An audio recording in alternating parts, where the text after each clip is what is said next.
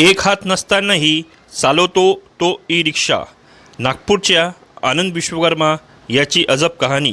सध्याच्या काळात अनेक युवक शिक्षण घेतात, परंतु नोकरी नसल्याकारणाने निराश होतात व नको त्या विचारांमध्ये होरपळून जाऊन नको त्या गोष्टी करतात।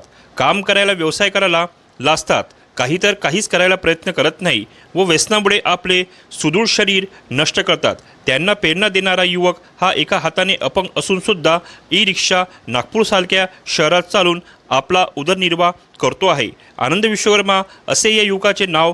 तो केरळ येथील रहिवासी असून 1.5 वर्षाआधी केरळ येथे कामावर असताना विजेचा करंट लागल्याने त्याला आपला एक उजवा हात गमावा लागला। एका हाताने तो अपंग असताना देखील जिद्द व न सोडता व कुणावरही अवलंबून राहता तो नागपूरला आला व किरायाची ई रिक्षा कशीबशी त्याला मिळाली। त्या रिक्षाला समोरील काचसुद्धा नाही। अशा परिस्थितीत तो डाव्या एका हाताने रिक्षा चालून आपला उदरनिर्वाह चालवित आहे।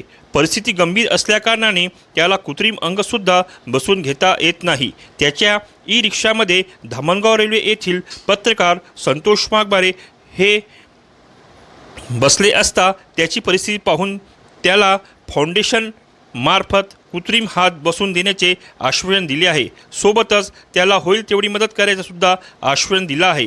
ही बातमी नसून एका सुदृढ युवकाला लाजवेल अशा प्रेरणादायी युवकाची सत्य कहाणी आहे। आनंद विश्वकर्मा याच्या कार्याला खरंच सलाम। लोक त्रिशूल न्यूज नागपूर।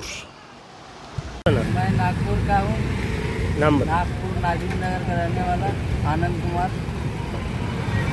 सर ने सर विश्वकर्मा। तो तेरे हाथों को क्या हुआ था?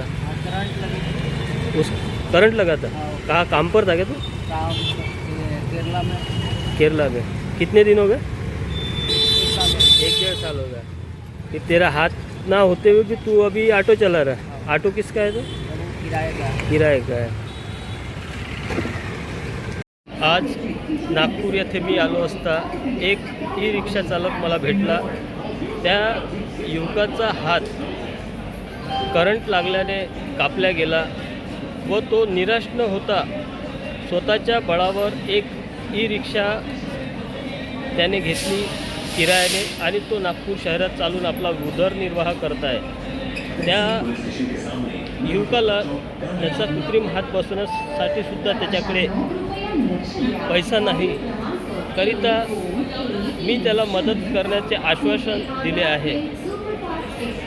Like, comment, and subscribe.